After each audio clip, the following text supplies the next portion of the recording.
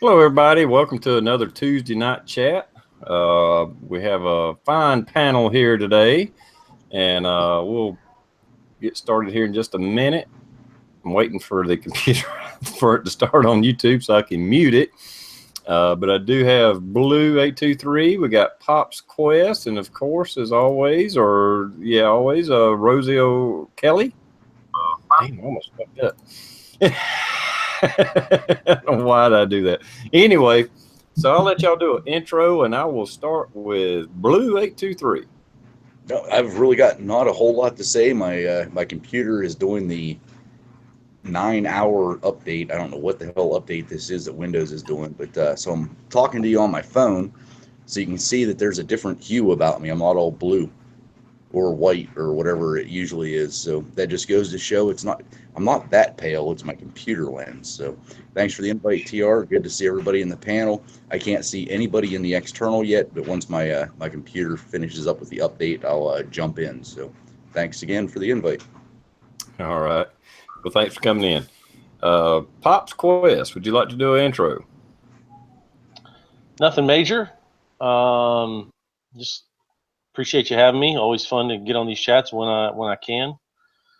And not up on the local, the politics, so don't know what I can offer there, but otherwise I'll try to do my best. All right. Thanks for coming on, man. I appreciate it. Rosie O'Kelly, would you like to do an intro? Go ahead and start off with whatever you would like to start off with tonight. Sure. Hi, glad to see everybody. Always a pleasure to be on with Pops and Blue and UTR. And hi, everybody. There's a lot to talk about tonight. There's a lot of stuff to talk about that I noticed this week. I don't know if you caught my update. I usually do it every 2 weeks on the Rosie Murphy channel. And I skipped a week because things were so slack and so boring. But then that's usually the times when something changes and you get a sea change. And we might be at one of those times right now. It was interesting last week. I don't know if anybody had a chance to see not the interview, but the meeting and the press conference with Angela Merkel, the Chancellor of Germany. I thought that was very interesting, that conference. And as I talked about on the update, it's not my lifetime have I ever seen a politician from the United States really go toe-to-toe with a foreign leader, especially a ally like that in a press conference. And it kind of, in some ways with the European Union, it kind of struck a little bit of a sour note. They talked about trade, and Trump's big thing, of course, is fair trade. I'm a believer in free trade, but I want it to be fair. And of course, we have a significant trade imbalance with Germany. I think it's the #3 trading country that we deal with. So that kind of set I want to say, kind of a weird tone going into the weekend. And then today we came in and we had hit a new high on the markets, and then it's like somebody hit the elevator button and just down we went today. The other theme on my Sunday discussion was that there's just not any value out there. And I think it's strange when your job is to work on Wall Street and you work at a brokerage house or something like that. You have to make recommendations. You have to do things to earn money, regardless of what the economic environment is. And I want to sort of touch on this thing tonight, because today was a case in point where you had a company, we've all heard of Apple, and Apple's been a great success story over the last 15 years in particular. But you still had analysts coming out today recommending that, stating that Apple's going to reach, go up 5% higher from where it is now. And it brings me to this whole point of this isolation mentality we have when it comes to investing. And it's simply this: you can look at a sector like the stock market and you can judge that there's really generally no discernible value. In other words, there's no good deals to be had in the stock market, but yet you'll still have these people out there flogging these individual companies like Apple as if they exist in a vacuum. And this is the thing that you have to be very careful about. And this is one of the fundamental flaws that gets a lot of people in trouble when it comes to investing, because when the tide changes, there's that old saying, a rising tide lifts all boats, and all boats lower when the tide goes out too. It's very hard to swim against the tide of the economy, especially when it's going out. So you have to be careful, and you have to look at things in a very general way when you're talking about investing. If you think that you can beat the market in general, and if the market looks like there's no value in it, but yet you can go in and think that you can exploit this one little company, one or two companies, in those situations, you're liable to get your head handed to you, because these analysts look at these situations, these so-called good investments, in isolation. A company like Apple, they make these rosy projections that their unit sales will go up 8% or 12% next year. But yet, if the whole economy turns sour, it's very likely those projections will be thrown out the window, plus competition rises, and Apple could find itself just struggling to hold even with this year's sales. So this is why I talk about, you have to look at things in the totality of the market and not in isolation, because when you look at things in isolation, you get in trouble. So it's very easy for me to look at something like the broad stock market and say there's really nothing, there's no bargains there, there's nothing really worth scooping up and having. The risks are way too high. And I think that's being borne out now, as we saw today. Trump's policies are running into, I don't care what anybody says, Trump's policies are running into obstacles, and the biggest obstacle right now is within the Republican Party.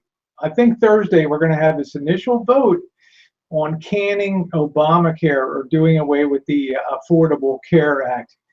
But today it crops up that we have 26 Republican members of the House that are opposed to the repeal of this Affordable Care Act. I don't know, they're called like the Freedom Wing or something like that, as a Republican Party.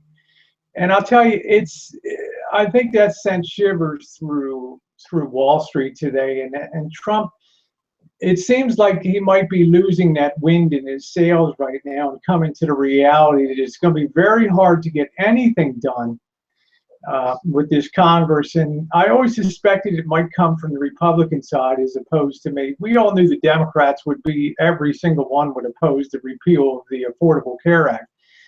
But now I'm just thinking that he's got a really big problem on his hands. If he cannot get this Affordable Care Act repealed, then I think it will be a feeding frenzy to just, the people won't, they'll be less apt to go along and with anything that he wants to get done. And you'll have this cannibalization, this tribalization of people trying to push their own agendas. In other words, you lose that sharp spear, that sharp point of what we elected him to do. And I think this really scared the market today, this seeming loss of power that kind of came out of the blue to be able to get things done.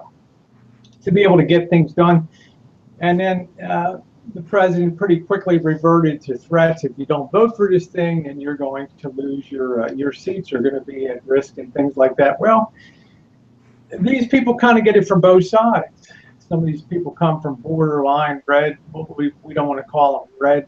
I don't know what a mix of red and blue, I guess, makes brown. I don't know.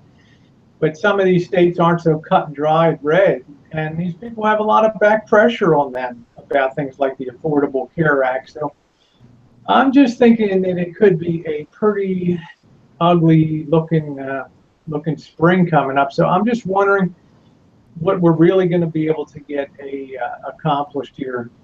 Also, we had this advisory on the Middle East that you couldn't use electronics on board. I think there was 10 or 11 countries that are now banned in travel from using computers and electronics and things. I think that kind of put a chill on things too. Now, in the midst of all this, we have interest rates that are falling once again. We have a dollar that's beginning to fall. We have gold, which is rising, gold and silver, and it looks like a pretty tough kind of brew, a pretty tough little stew brewing out there right now between all of that. You know, one of the real precursors of recessions, or one of the things that often predicts recessions is you have what's called a yield curve inversion. And I'm not going to get technical here. I'm going to keep it real simple. In a normal interest rate or in a normal economy, you would expect to pay more to borrow money on the long end. You'd expect to pay more interest on a 30-year mortgage, per se, than you would to borrow money for 3 months. It's only logical, because many more bad things could happen in 30 years to your money than in 3 months or so. But we're starting to look like we're getting this inversion now, where long-term rates could go below short-term rates, and that's a really spooky scenario for coming up. And if that happens, it will have undone all that work that the Fed has done to try to get things moving again, and there really won't be any room for quantitative easing anymore. Once again, I think this is why we prep. Once again, I just think that we don't have that value in the market right now. If I had a lot of chips in it, I would be looking for the exit door, or hedging my bets, or moving out and trying to keep things, trying to protect my assets going forward. This market had a hell of a run, this economy. So I just say, be very careful, everybody, and just understand that the market's sending out some really distressing signals right now. Oil's dropping off again. We went from 55 to 47. Things are starting to happen pretty quickly. And you know, beware. If we're having a recovering economy, the dollar should be strong, interest rates should be rising, gold should be going down, and in fact, we're having the opposite of a lot of those things right now. So just be aware. Just be smart.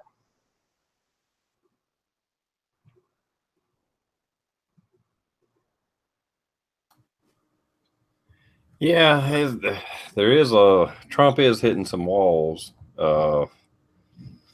Unfortunately, the Republicans is the ones that's resisting. I mean, we expect the liberals and Democrats to resist, but the Republicans are actually the ones that's tripping this whole thing up. And Trump is not part of the establishment, so he had an uphill battle from the get-go. He not only beat the Democrats in the election, but he also beat the Republicans in the election. I'm not saying he's a true libertarian the way I would like a president to be, but he's still outside the box. He's not part of the club. So he has resistance from all sides. So that's anything that's done is actually pretty good. That's why I think, although I think it's great. Don't get me wrong. Trump is great from a populist point of view, because he wants to do the things that Blue wants to see done, that TR wants to see done, that Pops wants to see done. But he doesn't work in a vacuum. He can't do these things as if he was a dictator and get them done overnight. And I can already tell that there's a lot of frustration building in him. And there was a couple times today I saw through the day that it looked like he was ready to blow his top on this whole situation. But I think that the perception was that undoing Obamacare would be a slam dunk. The problem is that Trump allowed the Republicans to couple that with the replacement of a Republican plan for affordable health care, which we know there isn't one. So it kind of put him into a box where now these Republicans feel comfortable voting against the repeal of the Affordable Care Act, no matter how much they might know that it's falling apart and the stick is down and it's in a power dive heading for the ground. It gives them cover of saying, well, look, I'm not going to vote against getting rid of something. What's going to happen to the people that are covered? There doesn't seem to be a plan to transition off of this stuff. So, and a lot of Republicans don't like the president. I mean, that's the problem. Like you said, TR, he goes right down the middle between Democrats and Republicans. And it's, the Republicans, I just have this fear that they'll jump off of his wagon really quick if they sense that any sort of weakness or inability to get things done. There'll be a CYA, cover your ass mentality that gee, I was never with him anyway. You know, I was looking at protecting you guys at home. So it's a very loose, and it's a very scary, and it's a very shaky, it's a very thin coalition that he's working with. And I just don't think he can beat these congressmen about the head and you know, with a bat and make them do the things he wants to do. I think he's going to have the art of the deal and negotiate something. Well, I think this is my opinion. If it was me, if I was Trump, if TRprepper won, I was president. I'm not a career politician. I'm not trying to be a career politician. I'm going to do these 4 years as hard as I can fucking go. And anybody that don't play along, I'm going to call them out. I'm going to fucking blast them. I'm going to talk about them like they're a piece of shit. And I'm going to go balls out. I'm president for 4 fucking years. Get along, play along, or I will blast your ass publicly. And I think that's the way Trump needs to do it. That's just my personal opinion. So I have a question. So all of these so-called Republican people that are against repealing Obamacare, how many of them, when it was being voted for, didn't vote for it? You know, they were against it. So you go back in time, and a bunch of these guys were against it, and they said, no, I won't vote for it. However, all you have to do is reverse it, and they're like, no, we ain't gonna do that either. I mean, to me, that really is the definition of a politician, honestly. But Pops, you see my point when the opposition was able to couple that, you know, tell the president that you really have to have something in place of it. And he's like, yeah, we can put something together that's more effective and more cost effective. And now it doesn't look like he can really put something together that's more cost effective. Then what Trump does in Trump fashion is says, well, I thought we could replace it, but since it was such a bad idea, we can't do that. Let's just repeal it and go back to what. Yeah, you know, what yeah. Now I'm afraid though that you know they've got the bit in their mouth now, and they're off running on their own. That there's no way in hell I'm voting to repeal unless we have something that's good to take its. Well, they want their cake and eat it too. They want to say that they got rid of it, but that we gave you something better. I mean, there's nothing wrong with taking one step at a time. There's nothing wrong with that. Yeah, but it was really the president's idea to couple those two ideas. That's my point. I mean, if he just, it's like they lured him onto the rocks at that. Let's put something in place of it. That's all I'm saying is we know it's a bad plan. Everybody knows, every Republican knows it's a bad plan, but they're so afraid to go back and say, well, we just killed this plan because we can't, you know, we just killed the plan, and who cares what comes after? Screw all you that are on the AC, the Affordable Care Act. You're on your own, you know, the old yo-yo. That's it. You're on your own. Well, I don't see anything wrong with that. I mean, I'm not trying to be an ass or anything, but there's nothing wrong with just going back to the way it was. And I understand what you're saying. Yeah, he invited a little wickedness there, so I get that. Yeah. I would just go now and say, well, if you guys can't, the guys that were with me before now are against me because they feel like it needs to be replaced, not repealed. So I'm going to go back and say we just need to repeal it. Who's with me? That's it. And the problem is you have 24 million more people that are covered now than were then, and it's like you know, the phones are ringing at congressmen and senators' offices with all the stories and what's going to happen when Johnny's removed from the ventilator, and you know, I mean, it's all the press is already putting those stories up of what's going to happen to Jackie M when you know, when the respirators turned off. I mean, you know the stuff that happens, Pops, when the press starts to build that feel-good factor of humanity, which is good. I mean, everybody should be taken care of, but it just can't afford it anymore. But here's the thing, we did it before. What did we do before Obamacare? You know, we paid less for insurance and got better coverage. That's what we done. All that Obamacare really did, and this is I'm not completely against what it stands for. I'm not completely against that. It was shoved down everybody's throat. You have no choice. You will get this insurance or you're going to be penalized.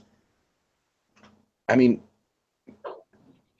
how many people, I don't want to say went bankrupt, but how many people now had to make the choice of, oh shit, I've been healthy all my life, I've never needed insurance, so now I've got to get this coverage, so they lost their home. I Well, mean, let me take you back in time for an equivalent sort of parallel. In 1935, the Townsend Act was passed, and that introduced the Social Security into the United States. There was a Dr. Townsend that believed retired people needed some safety net, so they'd have at least something, and if they couldn't be provisioned for that. Well, by 1937, there were so many people covered by Social Security, and so many people were getting the first checks by Social Security. It was the equivalent now of going back in time and trying to undo Social Security after 3 years. I mean, now you have 24 million additional people that are covered that would theoretically lose coverage because they don't have it now. Now, my answer would be that's up to the states to cover those. It's not up to the federal government. It's up to the individual states to do that. But that's the parallel we have, is this program is kind of entrenched on a provider level, a medical provider level. It's entrenched in an insurance company level, even though it's collapsing and everything. But there's a lot of people that would lose coverage under this. That it's too small a number to think it's just going to go gently into that good night, and nobody's going to raise a fuss about it. Well, if Obamacare ever decides that it's going to fund my parents' diabetic medication, all that other stuff, I'll stand by it. At this point, no. My parents have worked their entire life. And they still have shit coverage where they're paying to have insurance. Plus, at least one of them, is it Medicare, Medicaid, whatever it is, once you reach a certain age, you get put on Medicare, yeah. Yeah, and you're still paying, Christ, I think the last time it was $650 or $700 for a shot that you need every 2 weeks. No, fuck it. I mean, it's, it's no, there's nothing working. It's got to be completely revamped. It's got to be completely destroyed. We've got to. I agree with Trump's very first words on the whole entire thing. Get rid of it, drop the walls so that your insurance people out in California can come to Pennsylvania, and we will battle back and forth. I mean, am I going to get the best insurance coverage that I can? Absolutely. It's going to be just like car insurance. You're going to pay, if these companies, instead of monopolizing on certain sects of the United States all over, I'm gonna go out on a limb and say this: if he doesn't get this thing repealed, if President Trump doesn't get this thing repealed, and chaos starts to ensue in this country in terms of leadership, and then we get a really nasty presidency against kind of both parties and stuff, you're just setting the table for a national health care plan. If the next president happens to be Democrat that comes in and a sweeping change in Congress, and then it's like, that'll be the end of the line. I mean, to me, that's the final iteration. It's the final evolving of healthcare in this nation. It'd be the next logical step for everybody that thinks that government has the best way to do stuff. So this is why I say Thursday is really critical. This vote coming up. If this vote in the House doesn't succeed, then I don't want to say it's going to be pandemonium, but I'm just going to say there's going to be a lot of people jumping ship, and a lot of people CYA cover your ass, and I hope Congress. I hope Ryan can hold it together. I hope that people do not get elected at the next term. Bottom line. That's all I can say. Okay. My girlfriend, whatever, Sonia out there. Before Obamacare, the insurance companies dictated what was reasonable treatment. The reaction is supposed to overcharging of doctors. That was the reaction of supposed overcharging of doctors. I think we need to let doctors do their jobs. What I think and it will hurt. And that's the problem. That's the problem with any government program that's in effect. When you try to fade it out, politicians, this is what I said about if I was president or if I was a politician, I would do my one term and be out. I don't give a damn how bad it's going to hurt. It seems insensitive, but it's what needs to happen. We need to get the federal government out of health care, period. Yeah. We shouldn't repeal Obamacare and replace it with That's anything. what I say. Linking that together was a disaster because Trump's fine being a one term. I don't think Trump gives a shit if he's back in the presidency. He's got your idea, TR. Hey, fuck it. I'm full bore ahead. I got the engine stoked here. We're gone. All signals green, gone through. Screw it. Get off the tracks. The problem is you have 540 some other people that are in Congress that have different ideas about what their future looks like and their constituency. So I don't want to say it looks. I don't know. I don't want to say it looks like a checkmate event. I'm just saying it's check on the chessboard right now. I mean, it's going to be. He's going to have to work the phones hard the next. Before tomorrow to make something happen, to pull something out of this thing. I'm sure that's why they have whips in the House of Representatives and the Senate to whip people into line to get the votes and stuff. But he's going to have to give a bid on this thing. And this, like I say, linking this idea of something to come behind it with eliminating it was brilliant on the part of the opposition. But it's a disaster if you're just trying to get rid of the program. I wish they could have a clean vote on getting rid of Obamacare. Yeah, that's what they need to do. There's not one federal program that's ever been successful. Not one. I know. I mean, it may still be going, but it's on the verge of bankruptcy or it's robbing us of our taxes. There's not one successful federal program ever. I agree. This is what we talked about last time. Linda says, Rosie, seriously, he will work the phones, and I think the House will pass something. This is desperate.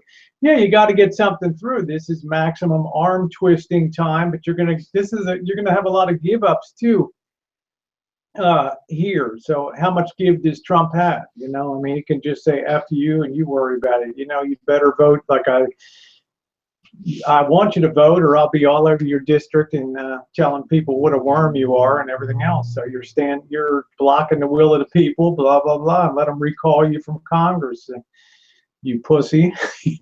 That's what you should do. That's what you should do. It's politics like we probably haven't seen since Andrew Jackson's days in the 1810, 1814. So it's going to be interesting. This is why we prep.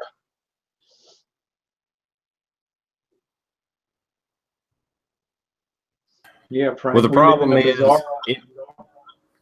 is, just like I said, anytime the federal government tries to, back off a federal program or whatever, some people will be hurt. Some people will be affected. And maybe they should, but they got used to sucking off the government tit. So when you take it away, you're going to have a lot of angry people. They shouldn't have had it to start with. That's the problem. Absolutely. The problem is, how do you get them off of it? You're going to have to wean them off of it. And, you don't have to do it all one day. It don't have to end in one day, but you're going to have to wean people off the government tit. We're going to have to stop going to fucking war with everybody in the entire world. We're going to have to draw back. We don't have to be isolationists, but we're going to have to quit doing what we're doing. Our country is headed toward catastrophe, and we got to at least try to scale back, pull back. It'll hurt, but it's got to happen. It's either that or complete total failure at some point. It's mathematically going to happen. So you can do it a little at a time and it's going to hurt, or just wait until it just totally fucking collapses and the shit actually hits the fan. And I don't want that. I would rather hurt a little bit than wait for the shit to hit the fan. As it pertains to government programs, when they end a government program, it does hurt some people. When they institute a government program, it hurts everyone. Yes, that's well said. That's beautiful, Pops. That's the line of the night. Should be in the description box down there. But the good problem is we pulled too many people in too fast. 25 million people, additional people covered. And, unfortunately, I can tell you from the front lines of medicine, a lot of people didn't make a move towards healthcare because they couldn't afford it before this came along. So there were a lot of untreated issues. There were a lot of things that people lived with for a long time, and a lot of things are in process and stuff. And this is the ugly part of this thing. And I agree with what TR says.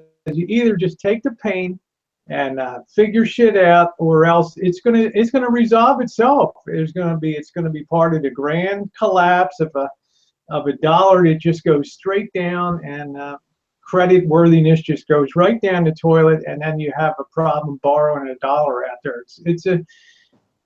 It's a difficult situation. That's why I always say watching gold is a great barometer of nervousness out there in the economic world. It's always worrisome when gold starts to do well. It's kind of your thermometer in the patient's mouth that tells you the temperature is rising and all is not well. So. All right, now I've got probably the dumbest question of the night, but I've got to ask it. Who, however many hundreds of years ago, actually probably thousands of years ago, decided that gold, this metal, was going to be worth this much, silver is going to be worth this much, and it's kind of really carried on. I mean, I know, like, back at the, the Incans, all of the, old tribes and that type of stuff, they idolized or memorialize people with gold statues, with gold this, with gold this. They started striking coins with gold and silver. Why wasn't it just dirt? Why wasn't it clay? Why? I mean, you know what I mean? Who back in the day had the know-how or the thought process to say, this is a rare, precious metal. This is going to be worth a lot. We need to store it, save it, strike coins, make statues, all that other stuff. How exactly did that start, if anybody knows? Well, I can tell you this. The Eniaku, or Eniaku, I don't know how you pronounce it. Yeah, there's the Mufti of Istanbul. There we go. I'll tell you what, Blue, many years ago, like Linda, I was going to say the same thing. Gold all the way back to ancient times, it has 5,000 years of history behind it. People discovered, number one, it was very rare. Number two, it could be made into very beautiful things. Number three, it never rusted or tarnished. It never went bad. It never changed its form, unlike other things. Therefore, it could be passed along. It could be used and it began to be used in commerce. Now, at this point in time, it's been used for so long that the intrinsic understanding that gold is valuable will never be removed from people's minds. It'll never disappear, despite the fact that berkelium and californium and everything else on the periodic table of the elements is much rarer than gold. It's not as readily available to people as gold is, and it's so. You don't even have to tell people growing up that gold is valuable. It's just called an intrinsic. It is because it is kind of thing. So therefore, in a world where paper goes to shit, it's the natural go-to grab thing, like silver, its little sister, in there that the people will think will be the thing besides, toothpaste and soap and rice and bullets and that kind of thing. It really amazes me still that, like you said, back in ancient times, or 5,000 years ago, this is what it was, and it can't really be that. I mean, now looking back at it, it can't really be that rare if we're still getting it. You know what I mean? That's what. Look back to 1933 when Roosevelt took office in the Depression. Blue in you know, at that time when a president got elected, he got elected in November and he didn't take office till March. Can you imagine that? From December, January, February, March, you had this 4-month period where you had the existing President Hoover's in there. And everybody worried about Roosevelt, what would happen when the Roosevelt administration came in. Well, consequently, they changed that now, so the president gets inaugurated in January, because that period between November, when Roosevelt was elected and the banks were failing left and right and collapsing and people were losing their savings, and then they worried about what Roosevelt would do, and if you had had a faster transition, it would have possibly kept less banks from collapsing, But the point was, when that period when things were collapsing and people had been through already 3 years of depression and they were scared out of their minds, it was just getting worse and worse, they all grabbed gold. They all wanted gold. They all went to the bank and they converted their paper dollars for $20 gold pieces and $10 gold pieces. They took all the gold out of circulation and left the Federal Reserve with paper dollars and stuff. So Roosevelt's mind is like yours. This is barbaric. Why should people care about a medal? You know, we have the full faith and credit of the United States government's taxing power and credit. So you know what? We're going to force you to turn in your gold. And in April of 1933, Roosevelt signed the act that made it illegal to hold gold.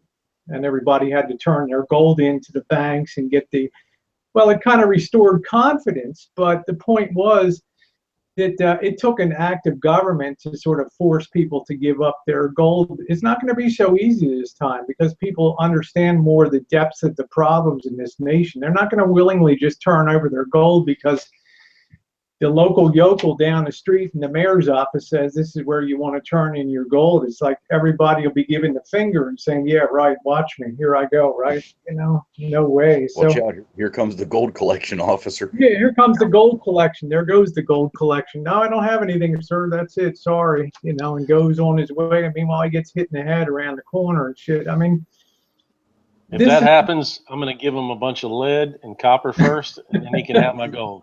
There you go. Well, this is why the Federal Reserve and the government can't stand gold. They hate it because it competes with them for the credit worthiness, and they don't like that because it transcends national government. It's international. All right, guys, I'll be back in just a minute. Okay. All right. I want to throw a conspiracy theory out there right quick. Or a conspiracy. I want you tell me what you think. If you look up, let me get my tinfoil back down. If you look up the amount of gold in the world, look it up on Google, you will find nothing but, this is, I mean, if there's not a conspiracy about this, this is bullshit. I don't give a damn what they say. They tell me, if you look it up, all the gold in the world that's ever been excavated out of a mine will fit in an Olympic-sized pool. I refuse to believe that. Well, I heard it would fit in the base of the Washington Monument. The first 30 or 50 feet of the Washington Monument base, all the gold in the world. Yeah, I don't buy that. Yeah, I believe it's close to that because that's a pretty big chunk. A load of gold, man. How many thousands of years have we been mining gold? And you're telling me every bit of it will fit into a swimming pool? I mean, even an Olympic-sized swimming pool, which is big, the entire I mean, those world, guys you see. I heard the Washington Monument, the first, like 30 feet of the Washington Monument, that the base would fit all the gold. Remember, gold never really disappears. People are damn careful about where they put gold and things like that. So, a lot of gold sticks with us for thousands and thousands of years. It might end up in museums and stuff, but people take care of it. It doesn't disappear, it doesn't disintegrate. So I know it's a somewhat limited resource. Don't get me wrong. I'm just saying that I don't believe it's that limited. All the gold that every country has, and they talk about the fucking tons of gold they have, and then all of a sudden they're telling me it only fits into this one swimming pool.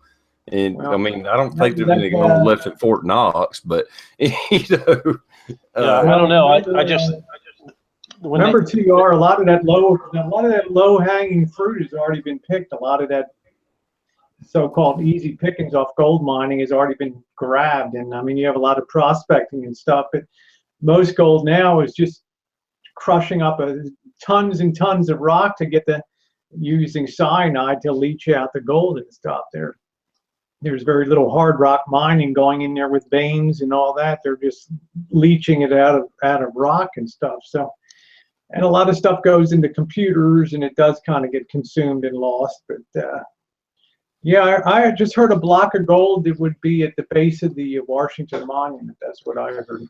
I mean, just think of all the gold teeth that's out there. I mean, yeah. I mean, well, in the 80s, you know, I mean, hell, you got a gold ring. They don't even hardly sell gold in jewelry stores anymore because it's so expensive. But my high school ring is gold. I mean, it's only 14 karat, I think, but still, you know, half gold, whatever. I mean, gold was everywhere. Gold teeth, gold rings, necklaces, and that's just jewelry. Not counting the gold. I think the biggest problem is there's no way they can find out how much has ever been mined, because the gold is one of those things to where if I had a pile of it, I ain't gonna tell you about it, and I'm not gonna report it to nobody.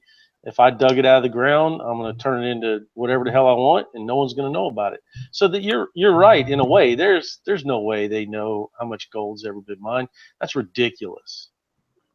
Yeah, I mean, you just think back to the Egyptian, you know, King Tut. You know, the damn mummy thing was all gold plated, and I just want to throw out that little conspiracy theory that there was such a small supply of gold that it was just ridiculous.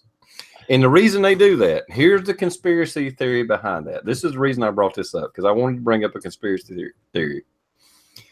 The reason I bring that up is that is one of their excuses for having paper money that's not backed by gold. That is the reason they come up with that we need a Federal Reserve. Yeah, because there's not enough of it to back the dollar. Because there's not enough gold, blah, blah, blah. Right. But it's all bullshit. And that's when you search it, here's the conspiracy. They'll tell you there's only enough to fill up an Olympic-sized swimming pool for the entire world. So therefore, money shouldn't be backed by gold or silver. Right. So Google's on the dole, basically. Yeah. Well, you got to remember, because when people do research now, what they really mean is they type that shit into Google. I mean, the only place I ever really saw 22 karat, not even 24 karat gold, was in Hong Kong gold shops and in Asia. Is what you get for your rings, for school rings, really a 10 karat sort of gold, and it's very, it's an amalgam of copper and some other metals, so it's not necessarily, the gold value is a lot lower than the current price per ounce. I mean, it's more than it was, of course, but a little gold goes a long way. I mean, you can draw it to a very fine thread. I mean, there's a lot of amazing properties of gold is a great conductor. I mean, there's a lot of things that make it super. And, I hadn't got on a conspiracy kick in a while. I thought I'd throw it out there. There's a whole story about that. Like I said, if you look it up, if you try to research how much gold's in the world, they'll try to tell you there's such a limited supply. That's why we can't back money with gold, and it's all bullshit. And there is a conspiracy about that. Well, our money was backed by gold, silver, whatever it was, up until 1914? 1972 was the last time you could take a silver certificate into a bank and get a $1 silver dollar. 1968 is really when, but it used to be 32-to-1 ratio on 1 ounce of gold would be 32 ounces of silver. And they had certain proportions they used for minting silver dollars and stuff like that. So I would imagine silver would be a component of any system too, besides just gold.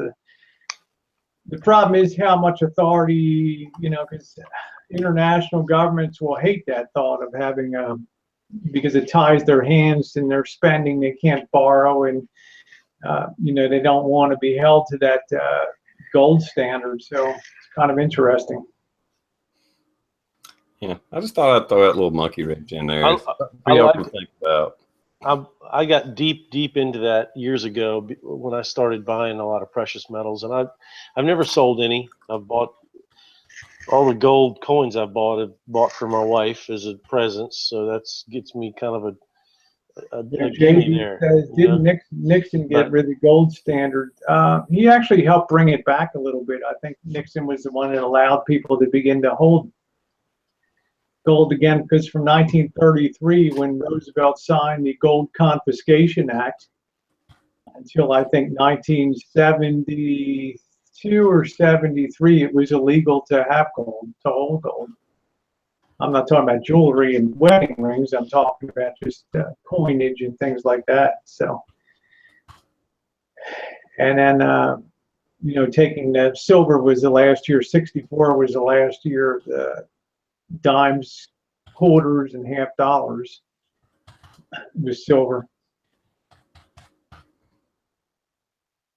mean, I can still remember the day my father in 1965 brought home what they called a sandwich quarter at that time, and I thought it was the queerest looking thing I'd ever seen. It was silver on the outside and copper in the middle of it, and he thought it was so cool. And my instincts were, well, they're taking silver out and they're giving you this crap. I think you're getting screwed. I think you're getting the worst of that.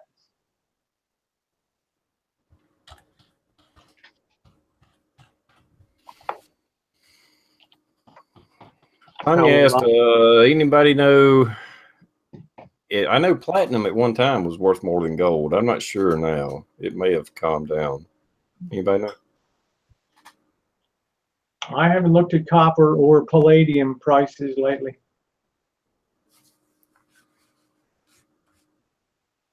Okay.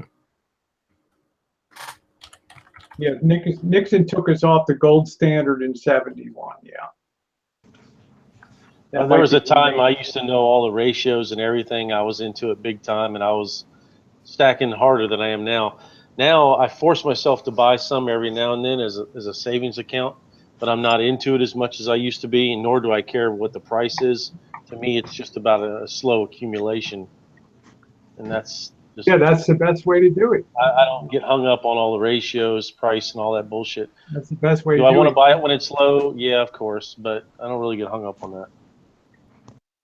Well, doing that what they call dollar cost average is a great way to do it. You don't get the best price, you don't get the worst price. So it's an intelligent way to do stuff. So. Well, I don't have any options, you know, for investments. Well, I think what drove platinum, if you'll remember in the 70s, the catalytic converter came out, and platinum just took off in the 80s and especially the early 90s. Then we had this stuff with fusion that involved palladium, and palladium took off, and all that goofy, like a perpetual motion machine. But once ceramics started to get into catalytic converters, then platinum was really not that in demand anymore. Well, a few years ago, I forget exactly what happened, but a few years ago, maybe within the last 10 years, I'll say, platinum skyrocketed, actually past gold. Yeah, because of catalytic air pollution. Well, not even. It was something to do with, I don't know. I can't say. I can't remember exactly what, but like gold was at, damn near 2,000. Platinum was like at 3,000 or 4,000 an ounce. And this is in the last 10 years, but it calmed down. Mindy said it's actually worth less than gold now. So I don't remember. There's not that demand in the automotive business that there was with catalytic converter. I think they use platinum's used for thermocouples in very high temperature ovens. That's what they make thermocouples. What reads the temperature in ovens. That's how I know about it a little bit. They use platinum because it has a high melt temperature. Just like silver does, I found out the hard way. Well, yeah, you did, didn't you? The palladium thing price caused a big a crime wave of those catalytic converters being stole off of mostly big 18-wheeler rigs because they were huge and they would bring a lot of money. Oh yeah, oh yeah. Remember, people used to get their catalytic converters cut off and shit. Absolutely, yep. Yeah, Yeah, cordless you got these, sawzalls, and they'd cut them out. yeah, And exactly. yep. You get a sawzall with a metal cutting blade. You go into somebody trucking firm when they have 30, 40 trucks just idle, just parked. Come out and damn, everything's gone. Yeah. Yep. A buddy of mine had his whole lot cleaned out in one night, but he was just don't get rid of your tinfoil hat there, TR. That's going to be the next. Yeah, he was just renting spots though, so wasn't his big deal. But anyway, they just jumped the fence, started cutting them out, throwing them over the fence, and getting big money. Yeah, Gimp said gold is 1246 and platinum's 964 right now. Yeah, I was telling Greg out there, I'll go ahead and say it because if somebody watches this later, this is actually one of my Navy Dixie Cup hats that I kind of covered in tinfoil. I thought that looked like that. That was funny. That's what it is. It's a Navy. I didn't think you could make it that cool yourself.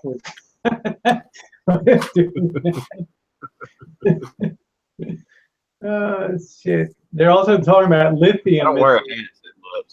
Lithium for lithium batteries is another big area. Yeah. Which is a lot of it in Afghanistan, and I'll leave it at that.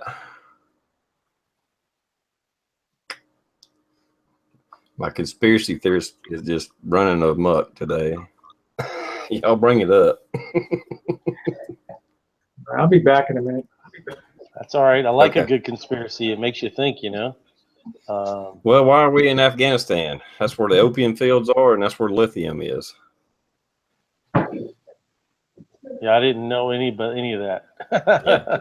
Some of the I won't say that's where all the lithium is, but Afghanistan has a lot of lithium, and also the world's biggest producer of opium. And all of a sudden now we have in America a big opium problem. Blue may or may not be able to comment on that. That's just some stats I've seen lately. Do you have any information on that, Blue? I can't hear you. He must have got the computer going, so he's got to reset everything. Is opium used to make another drug, or what is opium? Heroin. Heroin. Okay. But it's also. Can you hear me now?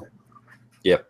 It's also it's big in Oxycontin, a lot of the prescribed medications. So yeah, that's huge. I mean, that's big pharma coming right back at you. Got you.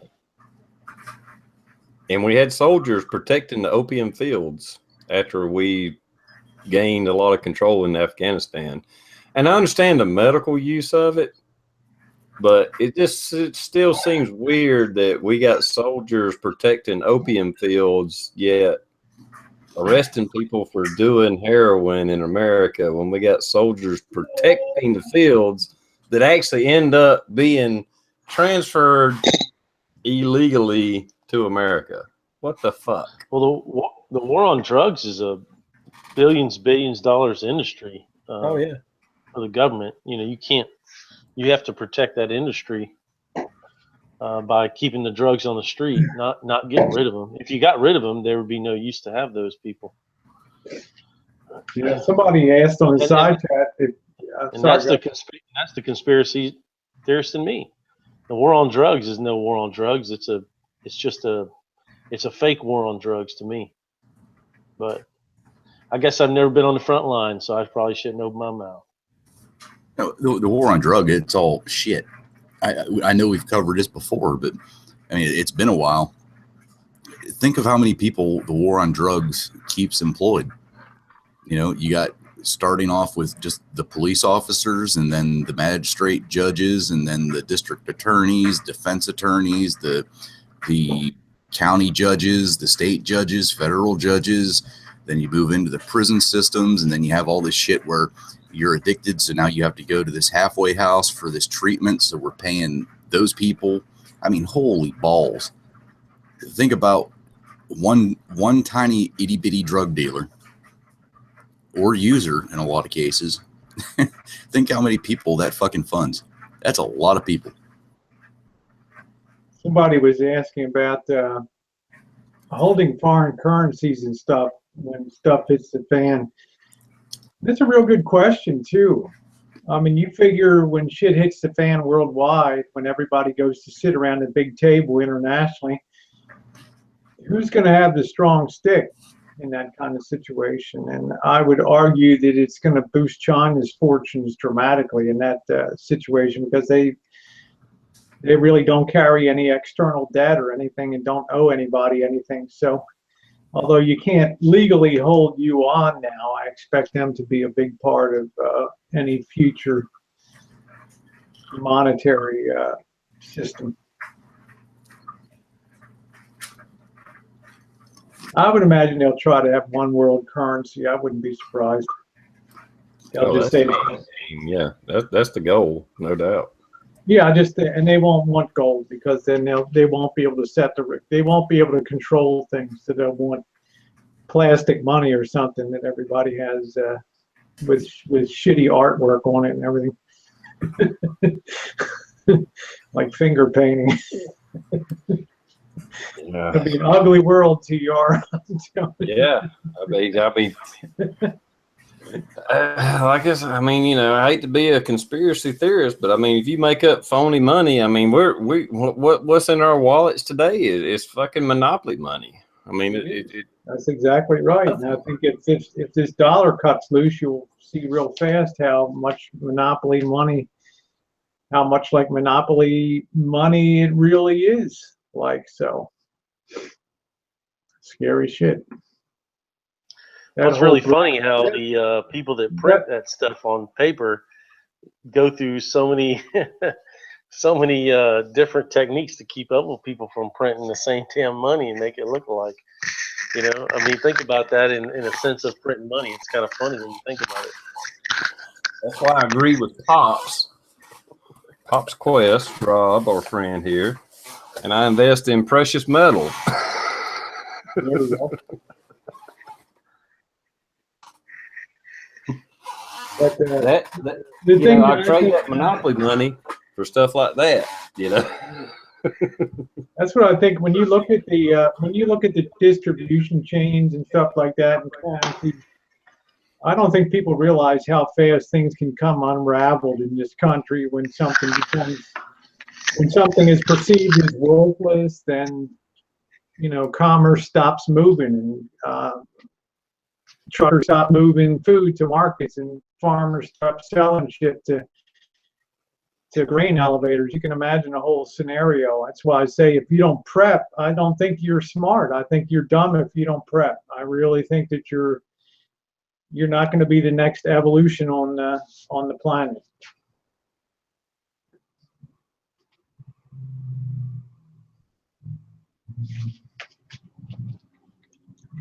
I know this is going to be kind of funny, but somebody in the side chat just, you know, they were putting out that DARE is a waste of money. It's a DARE program, keep kids away from drugs and stuff.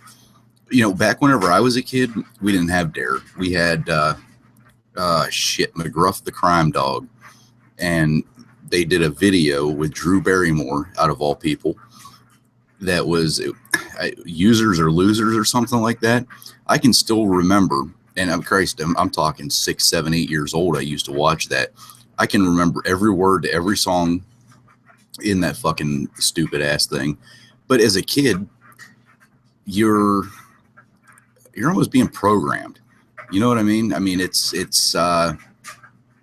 know, get that mindset in, and maybe, just maybe, that 1 or 2 or 3 or 4 kids won't start the drugs out of a class of 100. But I don't know. I disagree with that comment. But and I never personally had anything to do with the DARE program. Our department was part of it, but I didn't do anything with it. But My dad had you guys remember DARE program? My dad had his own DARE program. He dared me to fuck up, and he would beat my ass. And that program actually worked out pretty good. The DARE program.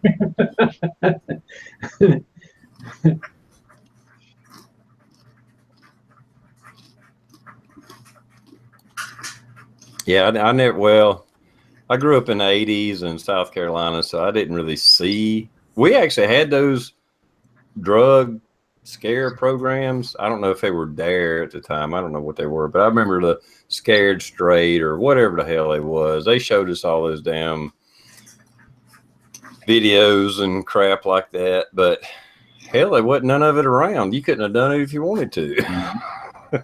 We had pot.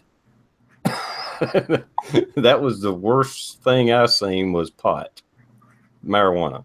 I never saw a single drug in high school till my senior year, and it was like the last couple months of my high school year. I was like, "What the hell?" First time I saw it, I was like completely floored. Yeah, pot and beer or liquor out of your parents' cabinet. We used to do the magic mix. Did y'all used to do that? You take just a little bit of liquor out of every damn bottle, and whatever it ended up tasting like, that's what the hell you drank. Yeah, I didn't know that's what it was called. Mystery mix, yeah, man. You just grabbed the whole. You don't want them to know that you took that liquor. You just, like you said, you just took a little bit of each one. I didn't care what it was. It could be damn Jaeger and freaking peach shit together, and gin and vodka and tequila. Oh, slow gin, all those fucking. You just took the whole fucking bottle. And mystery mix, man. Well, my dad owned a bar when I was in high school, and I had keys to the bar. So when we skipped school, I'd go. It'd be like, okay, I get one Old Milwaukee, one Bud Light, one. I was stealing from my dad. We were kids. It's probably like a 6-pack's all I got, But Yeah, RV Life Rules had a question. You guys at Prep, do you ever worry that you're putting a target on your back when the shit hits the fan? Well, in your local area, somebody asked that about TR. Would you sell a gun to your neighbors or somebody?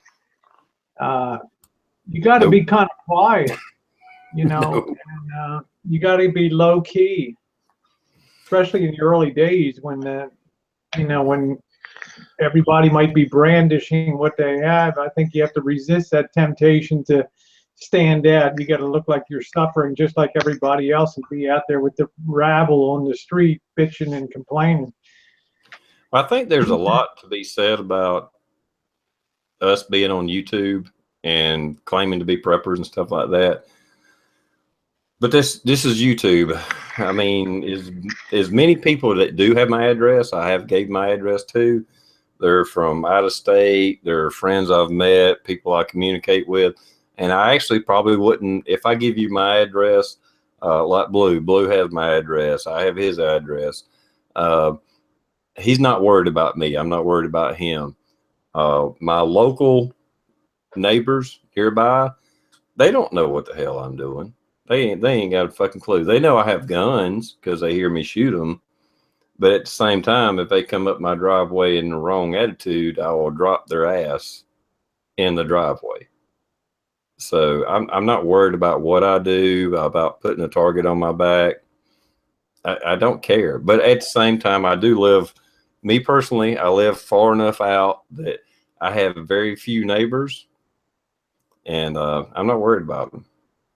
I wanted to ask Blue, I'm curious. I know you're in a rather rural situation on your job as opposed to, say, being in Pittsburgh or Philadelphia. Do you all ever train for a mass event where stuff does hit the fan on a broad scale of a civil insurrection or something like that? Not a broad scale. I would say the last broad scale event we had was a massive weather related type deal. But we always do the school shootings. We do the the business hostage takeover stuff, like a duplex. It's a business with like a couple hundred employees and stuff. But broad scale oh shit, Well, no. I'm thinking of Baltimore. Remember 2 years ago about this time they had the riots in Baltimore, and the mayor Sheila Dixon had the cops pull back from that area, and they just didn't. I don't know, what her let people protest or something like that. And that line looked pretty thin at that time, that blue line, when that shit was coming down. And I just wonder what That if just the wouldn't police happen. would That just do a in our area tactical would not withdrawal, or they would try to hold the line at a place like that. our area here, that would not happen. You would have not only the police out in full force, you would also have the citizens out in full force beating the shit out of people. And I hate saying it like that, but that's the way it is. Yeah, I believe that. I just think, of course, this shit's going to come down big in cities. Yeah, of course. I mean, Baltimore's a prime example of a city that's just on the edge, like Detroit, Camden, and some other good part of Washington, D.C. In those kind of situations, I can see the cops just abandoning whole sections of cities and saying, hey, you know what? You're on your own. Let me pin your deputy badge on you there. That's where the problem starts. That's exactly where the problem starts. If you let the gang actually take control, your city's an idiot. That's whenever you get, why do we need armored vehicles? Why do we need AR-15s? Why do we need 3-round burst? Why do we need this? Why do we need that? If you live in Chicago, if you live in a big city and a gang is actually taking over a 5-block radius to where there's, it's their law, that city is lost. You know what? Yeah, that's what I was thinking. Things can be so widespread of kick the shit out of it. Not having food, not having, that you can just have. It's such a huge scale that I can just see them withdrawing and putting a ring around, a city, and just saying, the hell with it. This is Fort Apache, Baltimore, or something, and you go in at your own risk. That's it. Mm-hmm. Actually, somebody just asked a good question out in the external, which I answered. But somebody's like, Blue, question for you. Shit hits the fan. Go to work or take care of your family. Duh. Yeah, my ass ain't going to work. I mean, a full ass shit hit the fan. Nobody's going to work. I agree. That's what I'm driving at. Nobody's going to put themselves on a line for some overriding sense of order in a chaotic sort of situation. But I mean, if you've got a huge city, and let's say that 10 blocks really isn't that big of a section of that city, it's like a little pocket. You got to take care of that. I mean, you've got to take care of that instantly. And we've talked about it before. Individuals that are throwing Molotov cocktails into businesses, people that are throwing bricks, rocks at police. My personal opinion is law enforcement has been way too lenient on these assholes because of the politics. In my area, and I'm pretty sure it's across the nation, arson is a forcible felony, which basically means that if Rosie, I'm just going to use you as a scapegoat here. You are protesting for your cause, and you pick up a Molotov cocktail, and you're about ready to throw that through a building, and I watch you do it, and you throw it through a business window. You pick up another one, and you light it. I just saw you do it. You're committing arson. I can shoot you dead by law and be completely okay with that. And I don't want to see it. I agree. I wouldn't have any problem. I would if it was me, but I wouldn't be throwing them on. Wouldn't be around. But I think you're perfectly within your rights to do that. I just think things can spin out of control so damn fast and on such a scale that you just basically cordon off a city and you just enter at your own risk, and and it's tough shit. The main reason you need a supreme amount of firepower is to keep the peace, period. Mm-hmm. Because any kind of a organized gang has got an incredible amount of firepower, and they're not scared to die. Mm-hmm. I don't mind making that happen for them, but I want the upper hand, and I'll have it, period. And I think people have to think more about the net going down and stuff like that. I think that's an early casualty if shit hits the fan. So you better have alternate ways to communicate. Find out what the hell's going on out there. Oh yeah, that'll be the first thing that goes. Social media. If people can't communicate Yeah, back you and won't forth. have any way to interconnect or share information.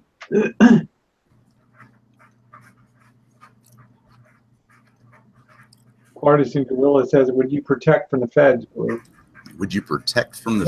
You have to define. You got to define that a little more. I think. Yeah, Partisan. that's one of those. I mean, if there's a federal law that the feds are doing whatever with, that's up to them. I mean, that's. But if they were going in and absolutely just crushing people's rights, I would hope, that it would stand up with the local departments. That shit's not going to fly. You're not going to do a gun ban come into our city or our county and, try to enforce it. And I think that there has been some, at least sheriff departments, I thought, that were taking federal agents, not into custody, but detaining them and getting them out of an area if they were doing something, unconstitutional. I could have sworn I saw that within the last year. I don't know if it ever stuck. I highly doubt it, just because of, it's the feds, but. Yeah, just get to make sure you got a good portable radio. Might not be your best source, or a handheld ham radio. A 2 meter or something like that band on it. 20 meter or whatever the hell it is.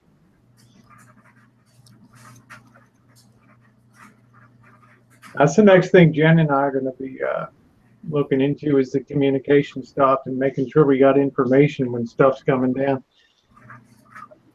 I've got a crank radio. Yeah, that's the best kind to have, like a CC radio or something like that. Crank it. No, ham radios are good to have. Whether you get your license and never even key the mic, if you just have them, you can listen. You probably don't want to talk on them anyway. But if you have them, you'll really want information, because you'll be so desperate to find out what the hell's going on. So just be prepared for it. I mean, hell, even the information we get now from television is how much of it is fake, false, bullshit? I know Trump keeps saying fake news, but it is. I mean, how many of us didn't know that? They're spinning their stories on what they want you to believe. I actually seen a damn clip here not long ago where the media was pissed off at Trump because they was afraid that he was making people believe a certain way. The newscaster actually said, it's our job to tell people what to think. That was on MSC, NBC, or CNN. I think it was CNN. Yeah, he said, it's our job to tell people what to think. Mm-hmm. Yeah, and the bad part is, what is it, like 60% of the people listen? Yeah. Good deal, Pops. I'm going to take it that Pops. Ham sandwiches with pickles and mustard. Woo! Now you can get a shortwave radio receiver for a few $100. One that don't transmit. You can get ham radios. I know TRprepper don't like them, but you can get for $35-$40, or go ahead and get a good one, $150. It sounds expensive, but if you spend $700 on a gun, what's $150 for a radio? If you're really a prepper, he makes a really good point about that. There's people that's got $2,000 AR-15s, but they don't want to spend $100 on a radio. I have to agree with him on that. It's bullshit. If you're doing it, go all in.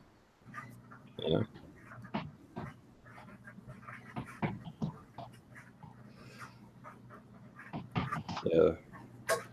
Single side band. I'm trying to quote you. I'm trying to give you props there, Combs.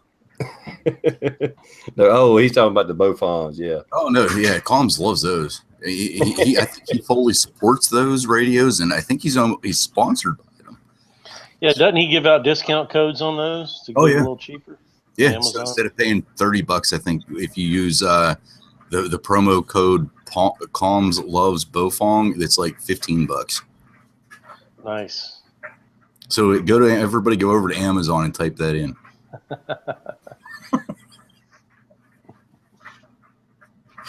Right now, he's sending a malicious virus to all of our computers. Yeah, this chat will be over in like 30 seconds. If you're going to get a 2-meter radio, this is the one that Comms he guiltily made me buy the Yaesu FT60. Yes, I have one now.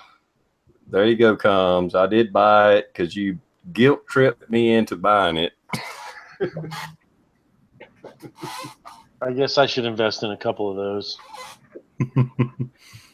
I'm bad about the comms, I guess.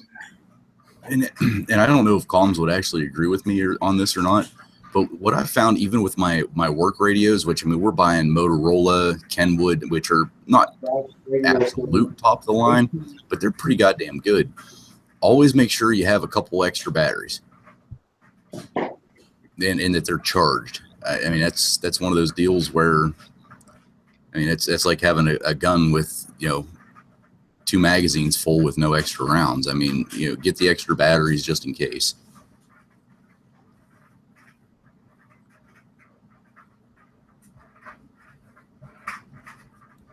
Hey, Big Meat Sundays out there. SoCal. What's up, man? Yeah, if y'all want to check out some really cool stuff for us, Comms Prepper is doing a bunch of videos on GMRS radios right now. Really powerful radios. I mean, they have the power that this handheld has, and some really cool stuff. If you really want to get into that, I'll just promote him a little bit because he's doing some really cool stuff on that. Way beyond the shit you buy at Walmart. Don't get me wrong. It's beyond that,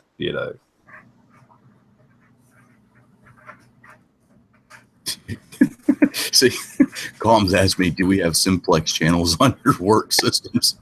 I don't know what the hell you're talking about. We might.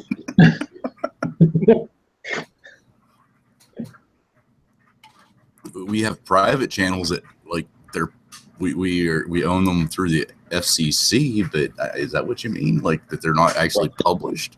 Simplex is probably not going through. It's not going through a repeater. Oh yeah, we got those. Yeah, because actually the same frequency that we broadcast on that hits a repeater, you turn the basically if the one that you carry on your hip, you turn it one to the right, and it's on a direct, like we're just talking about walkie talkies. Same thing with the cars, and then we have other channels, which I don't know how it works, but we turn over to, let's say it's channel 10 on my radio. It's a channel which it's basically like using a walkie-talkie back and forth. It doesn't hit a repeater, but it automatically encrypts what you're saying, so that if you don't have the same radio in your car with the encryption software, it sounds like a bunch of robots talking back and forth. Yeah, that's simplex. That's just radio to radio. Yep, talk around. Yeah, if you would have said talk around, I would have known what you meant.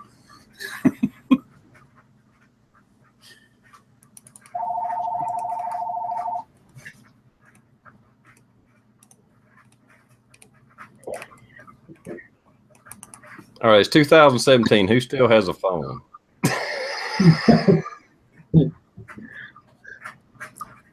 I mean, other than a cell phone. Wow, I ain't had a phone in 10 years, I don't think. A hardline phone, anyway. Encryption is more gooder. See, I can't, if I'm not mistaken, and Comms can correct me, me and him, we can't encrypt our shit. That's illegal. But being it's your police, it's a whole different ball game.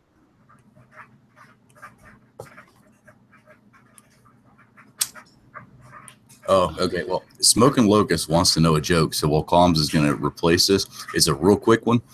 Probably 2 to 3 months ago, I was working the evening shift. A nice big freaking buck got hit by a car. So I pull up to it. I was just driving down the road, just happened to come up to it. And the guy's like, yeah, I just hit that buck over there. It's not dead yet. And we carry the Glock 20, which is a 10 mm. So I walked up to it, and I'm like, 10 feet away, if that. And I just like pull up and boom, right in the back of the head. It falls down.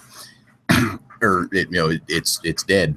So I'm like, all right, well, that's a pretty nice rack. Or, I mean, the horns were nice. The rack wasn't, but the horns were pretty decent. So I always kick the rack off of them, and I give them to my dog to chew on as like a treat, because basically the game commission does the same thing, because they'll come out and they'll saw the horns off but let the deer lay there, because if like me or you or anybody else were to take it for a gain or whatever, it's $10 a point. So if you take a rack off of a buck in PA, an 8-point, it's going to cost you $80 for the game commission. But anyway, shot the deer in the back of the head. It's dead. And I was like, I'm going to grab those. I'm going to kick that rack off of there so I can give it to my dog.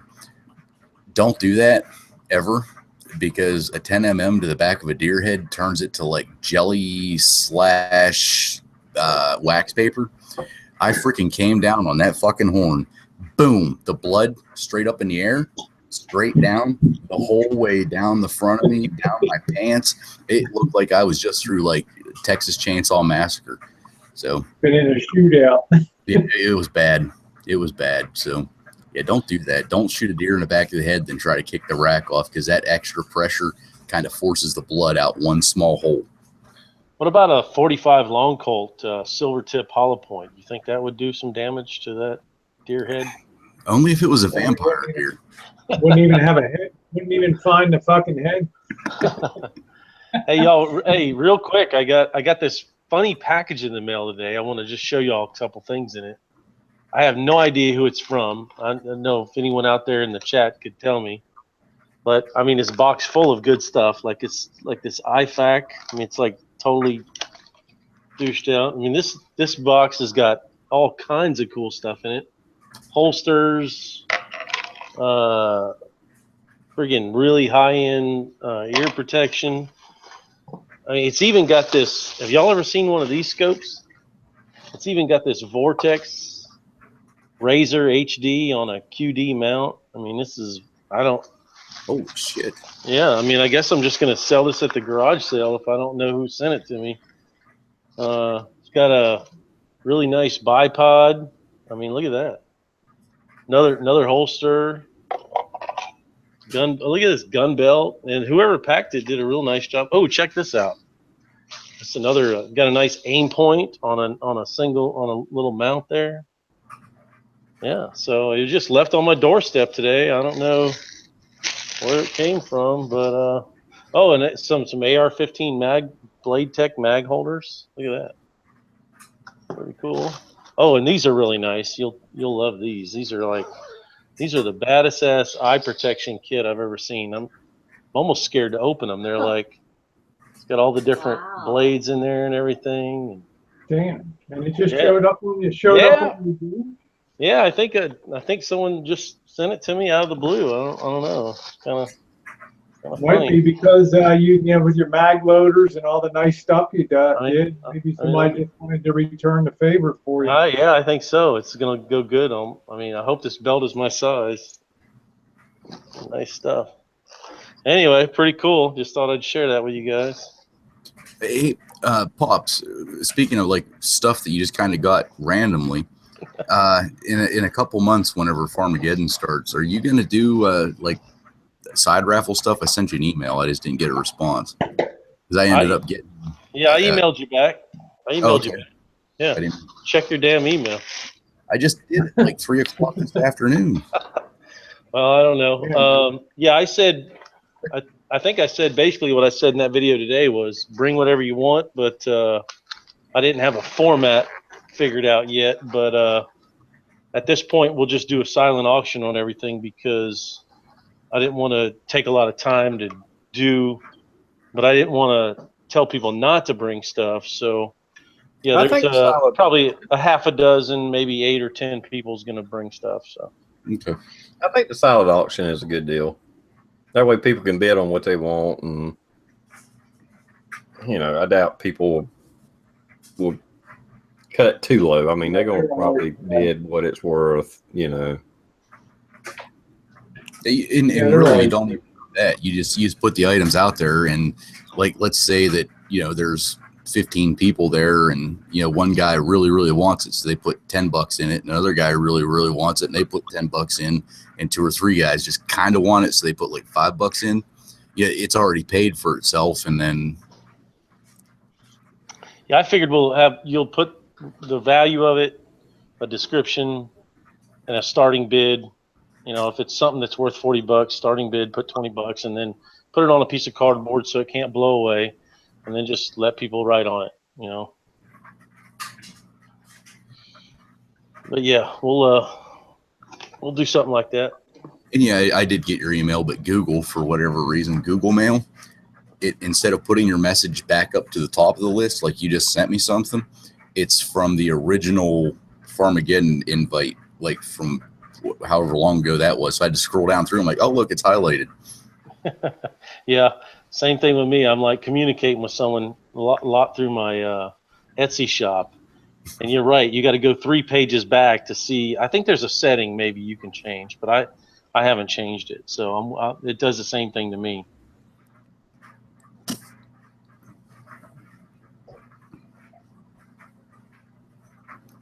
I don't I know. was just gonna ask comms out there, if you had to pick one radio for prepping, what would it be if you just had one that was going to be your survival radio? Which, if he has a recommendation for something like that, commercially available unit that we could buy.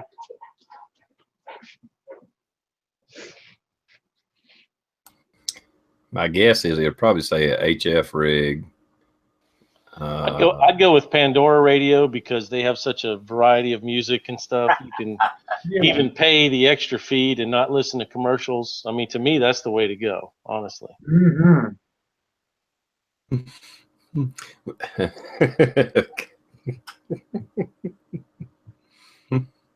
No ham license, because I think it'll be moot at that time when the shit hits the fan. It's just something for a prepper to just turn on and go.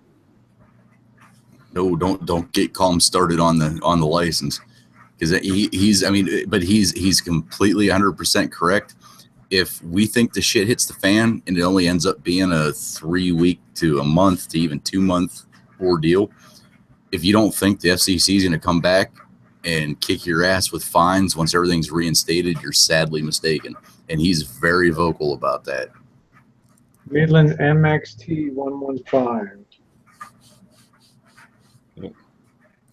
That's why I got my license. Even though I'm not really using it right now, that's why I got my license. And in case I ever want to key that mic, I'm legal. Mm-hmm. And if a redneck like me can get his license, so can you. You don't even have to have a radio. You can get a damn license. It's $10 is what it costed me. I got my technician license, and then I studied, and got my general license. And when I say study, there's practice exams online with all the questions. And all you got to do is just keep taking them.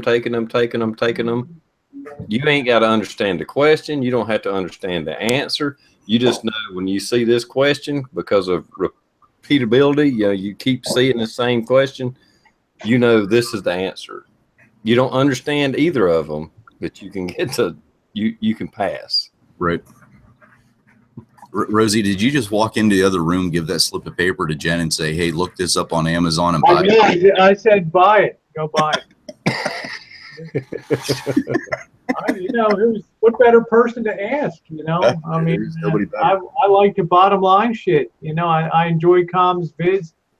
I'm just saying, but if you put somebody on the spot and say, if you had to buy one, what would it be? And I just want to grab it and have it. So.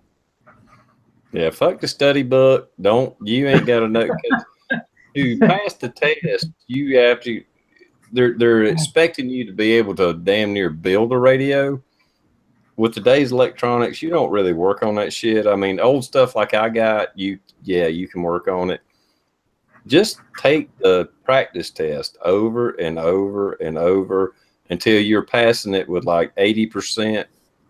You know, you miss a few, but you're passing it every time. And then find out where the test is being took in your local area. Go pay 10, 15 bucks, get your license, and never have to worry about it. I mean, you have to renew your license every 5 or 10 years. Shit, I forget what it is. But, you know. You don't have to take a test to renew, do you? Do what now? Thanks, Tom. I will do that. So I will contact you for that. No, I'm not in a hurry. Yeah, well, I am in kind of a hurry. My bones are, I'm kind of, there's some type of, I don't know what you would call it, the early warning system that's going off in my mind that tells me better grab some shit now while you can. So while UPS is still running. Yeah. Screw UPS, FedEx. Didn't you see that? That was awesome. Well, FedEx, bring it on a goddamn drone. Just get it here.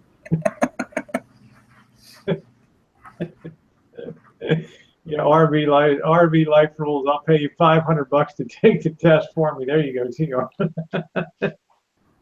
Hey, whatever you're buying, go look for it on Academy first before you buy it anywhere else. They seem to have everything dirt cheap and it's free shipping. Like $25. I got. I don't know. Thank you. I don't know if they're trying to just cash flow right now or what, but. Yeah, Rosie gets shit done. That's right. Just I'm business. Bottom line, it. But actually, that radio that Calms put out there, I mean, because he said make sure you get two, and I mean it makes sense because you have to make sure you're talking to somebody. So if nobody in your general area would happen to have the radio, or if they're listening to it, if you leave the house or Jen leaves the house, it'd be nice to have one in the car and then one at the house, so that oh shit, hey, there's a riot here, I'm screwed, or hey, I'm taking. Well, I'm pretty sure I can program it. I think I can do okay on that. So. I'm not trying to set off a panic here. I'm just looking for a nice prepper radio. I think everybody's getting a little nervous now. Just make sure you get a big 55-gallon metal drum, like a garbage can, to put everything in, so when the EMP goes off, it survives.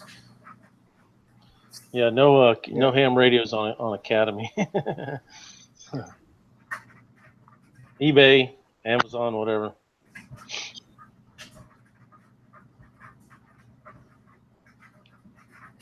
I hate supporting eBay, but I have to do business on there right now.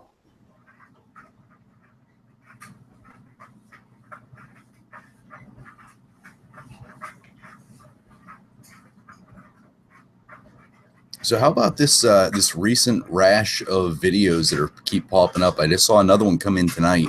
It was either from Massachusetts or Michigan. I can't remember which, but a trooper. It looks almost kind of like he's pursuing a motorcycle, and for some reason, I'm guessing they're probably making a fucking YouTube video. But there's the guy's brother, or the guy that's on the motorcycle. His brother is in a vehicle right behind on the interstate, and the kid ends up crashing and gets into a fight with a trooper. His brother, the kid's brother, bails out of a car, comes back, puts the trooper in a chokehold, and Billy Bob and Joe Blow fucking put the brakes on their 4x4 and go and whoop the shit out of these kids. I mean, they whoop. I'm loving it. I'm absolutely loving seeing it, and it's every day. There's more of this stuff coming up. Yeah, and I think it's awesome. TR put a video up not too long ago. I think it was on his Facebook in relation to, I think it was Florida. The deputy that had the guy on top of him, and the one guy shot him. That took way too long, and I'm still pissed off that people were taking video instead of intervening. But hey, it all worked out good. I'm just glad that Americans they're not putting up with shit.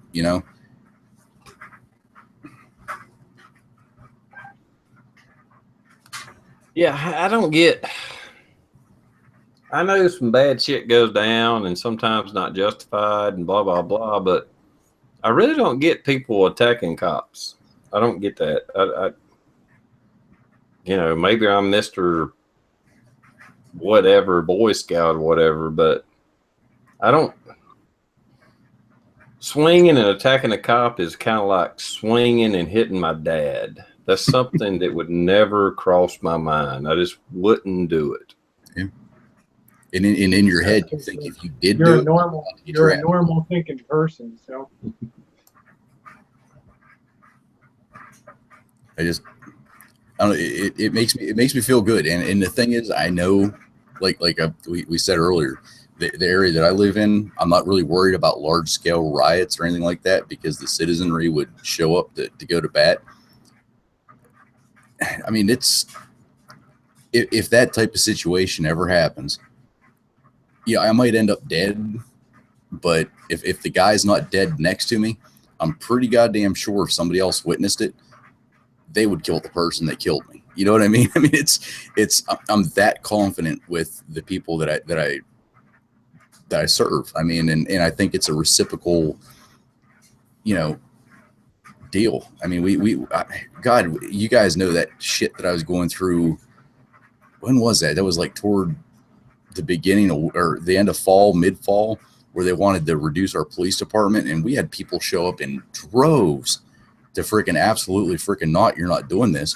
And looking through the crowd, there was several people that I had arrested, several people, that I gave speeding tickets to, running stop signs. They didn't care. They knew that, yeah, I'm surprised you're surprised that anytime we have something in the county that's first responders, tax increase, more of a sales tax. I mean, it's always overwhelmingly passes. I mean, if not the cops, then whom? That's the way people feel about it. I want a happy cop. I don't want a pissed off cop in the car. anyway, we're always all on alert. But I told the story. I think it was last week about the kid that real quick pulled up into the rock pit to shoot his AR-15. I was like, what the hell is that piece of shit car going up there for? And it was a very simple, and all I would have had to have done is thrown a fucking magazine into his AR and he would have let me shoot it. But I was just like, yeah, he let me check out the trigger job that he put in. And it was a very good, but Christ, you do that shit anywhere else, 9 times out of 10, that person's not making out of that situation. I mean, it's different. It's different, and I like it. Well, you're in a good area. If the citizenry is that involved, and that's excellent. Yeah, I mean, I'm a really patient guy, but at the same time, I think we talked about this the last chat. Seconds count when somebody's choking somebody down. In that video that I posted, I'd have shot that son bitch way faster than he did, and I would have approached him a lot faster than that guy did. I'm still glad he was able to get, free that cop up, save his life. But the only thing I seen wrong with it is he took a lot of time. And as you said, Blue, I'm sure we talked about it. What about all the dickheads that was fucking filming the video to start with? I seen 2 or 3 damn different views of it. Mm-hmm. Like you said, why didn't they bum rush the son of a bitch? Oh, yeah. They're all like, oh, look at this guy. It's like, get off your fucking ass and go do something. Go over and tackle him. Fucking take a tire iron out of your truck. Go fucking conk him in the fucking head. Something. I'm not going to sit back and watch somebody get the shit beat out of them. I mean, period. Whether they're a cop or not. Police officer, I should say. I know. I'm sorry. When I say cop, I don't mean it as an insult, Blue. So, pardon me. I know.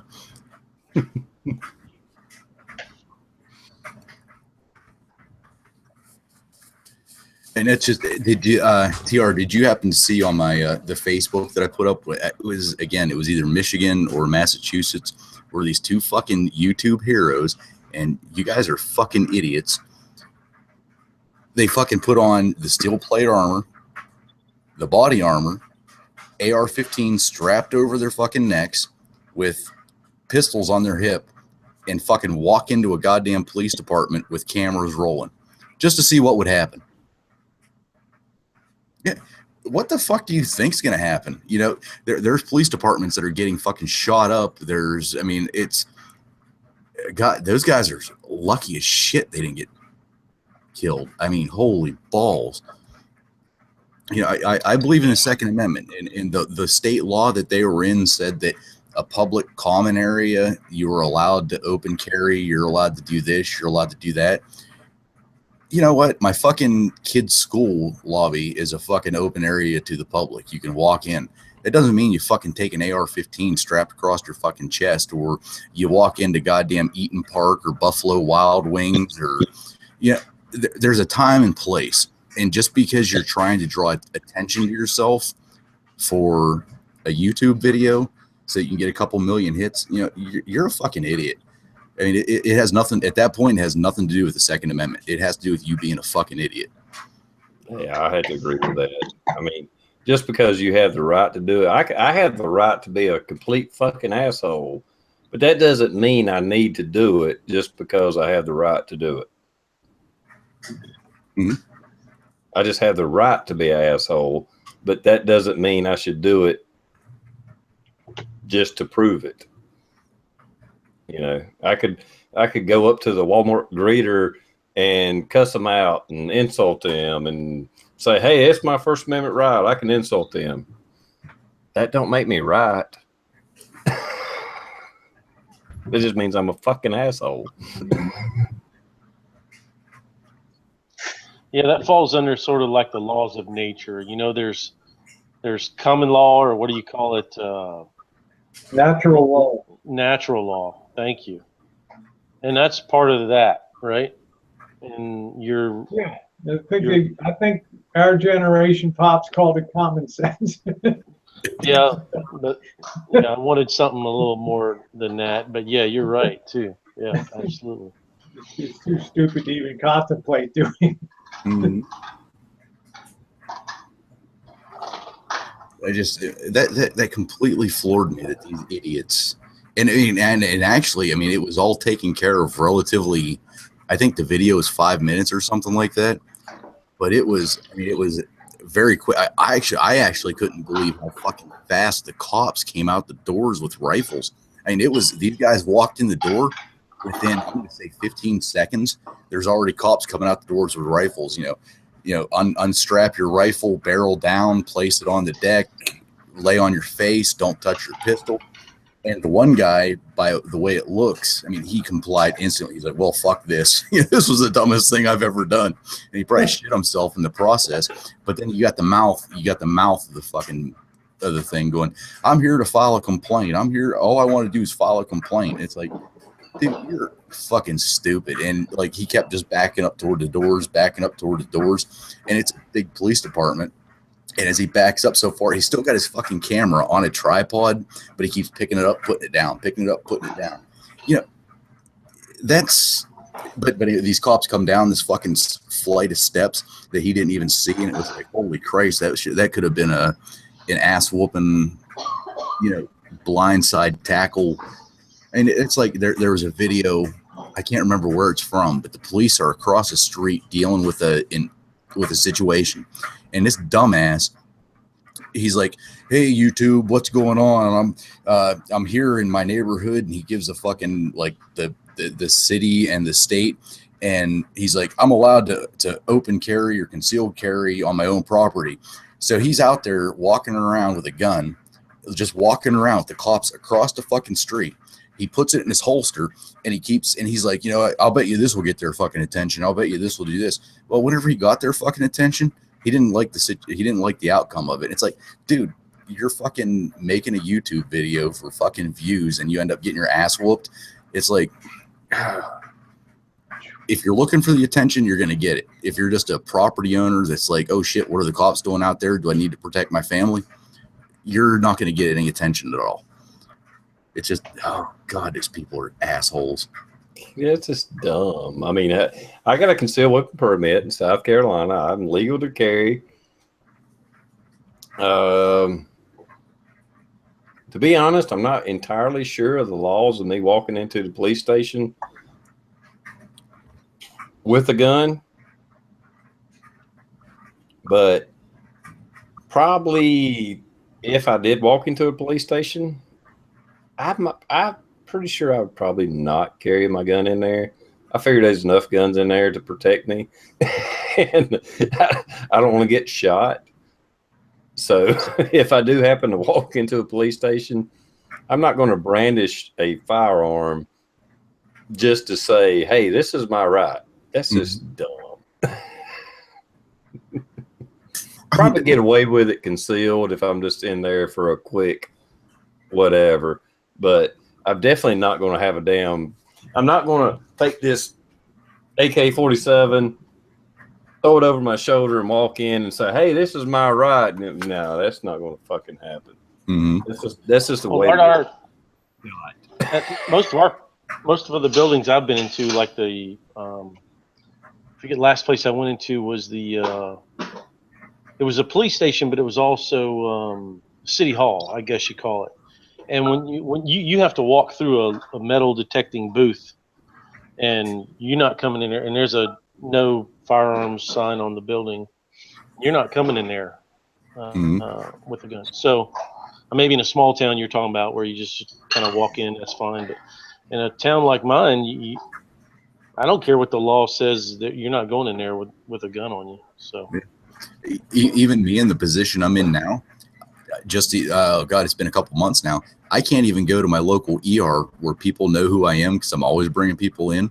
I cannot fucking go in there with a fucking gun concealed because you have to walk through a fucking metal detector. And it's like, no, and they're like, no, we don't care who you are. And I'm like, well, fuck it. And I just end up leaving and going to somewhere else. No. How much bad shit happens at a hospital? You're bringing fucking crackheads in, psycho people. Fuck that. I mean, and plus all the nurses that are fucking around on their husbands that they end up finding out, and you end up, the guys in the parking lot with a goddamn gun. It happens. If you can't fucking protect me, then no, I'll go somewhere else. RV Life Rules has an interesting question. Can I drive to any state with a shotgun in my car? Does a shotgun fall under a different law than a pistol? I'm sure it falls under a different law, but I'm not sure about shotguns. So no, it's just a long gun. I think New Jersey and New York would probably be definite no-nos for that. Even in the great Commonwealth of Pennsylvania, you're fucked.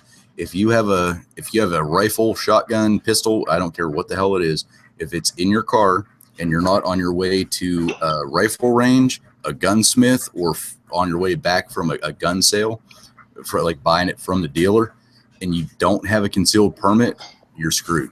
If it's in your car, it's considered concealed. There you go.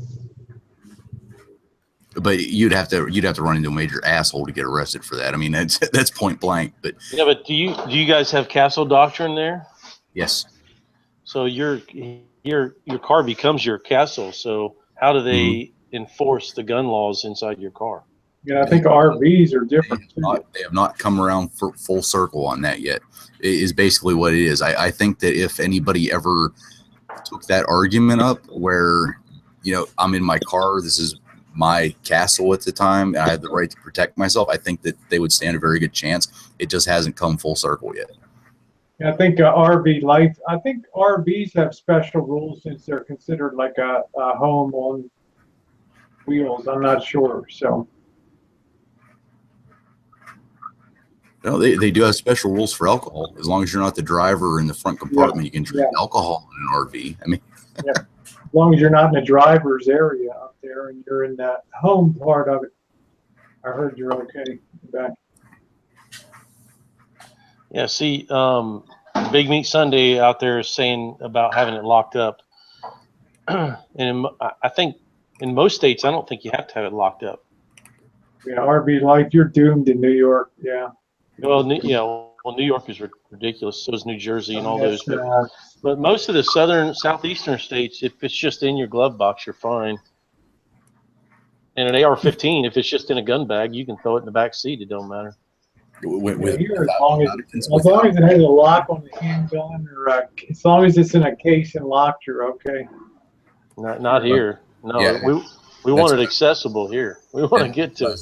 because any obvious human would, but that's the way it is down there. Is Pops, you can have it in your glove box or in a bag or something, and you're not in trouble in your car. Are you guys a declare state? If you get stopped, you have to declare if asked. Actually, you don't have to declare it. Even before they started doing the shall issue concealed weapon permits, I think that's what it's called. I could be wrong on that. Will issue, shall issue. Anyway, before that, even it was legal to carry a firearm in the glove compartment of your car. So my entire adult life, there's always been a pistol in the dash of my car, and I was legal. And now they got my concealed permit. Now I carry it on me, but before that, I could have one in the dash of my car. I couldn't pull it out and take it into a business or whatever, but I could have it in my vehicle. That's why I went for so long without getting a carry permit, because I'd go from my house to my car to my business, and I'd rarely stop anywhere, grocery store maybe, and so I was fairly well protected. I didn't need any permit at all. Just by state law, I could have it within arm reach at all times. Yeah. RB says, why aren't the gun laws the same for all states in the United States? Well, it's called states' rights, their own ability to determine their laws. Yeah. It's got an upside and downside to that. Well, that was the whole purpose of when the government was established, with strong state rights. If you didn't believe in what your state was doing, you had the ability to move to a different state. So, I mean, that was the initial intent of states' rights, is like, this state can do this up to a point, as long as they don't violate, the first 10 amendments, the Bill of Rights. As long as they don't violate that, they can do whatever they want. I think that interpretation took too far, but it was the intent of what they wanted. And remember, that's the Bill of Rights is what it took to get some states to even join the United States. I mean, they didn't like the way the Constitution was originally written, so they demanded those. I think James Madison had to write those Bill of Rights up to get the states like New York to join the to approve the Constitution. They wanted it spelled out real clearly. Yep. So here's a funny law, I guess. I think it was a guy in Michigan, actually a YouTuber on here. His YouTube name is "It Ain't Just the Paint" or something like that. He sent me a video how he actually bought one of my mag loaders. He screwed it down into the trunk of his car, and he has a magazine in there with 30 rounds, and it's ready to go, because they're not allowed to have loaded magazines. And so his AR-15, I guess, stays in the trunk, and the mag loader stays in there with 30 rounds ready to go. And he's like, he did a little video. He's like, if I need to, I just slam it in there, loaded mag, boom, ready to go. I thought that was a pretty cool video about how he's using my mag loader. That was pretty neat.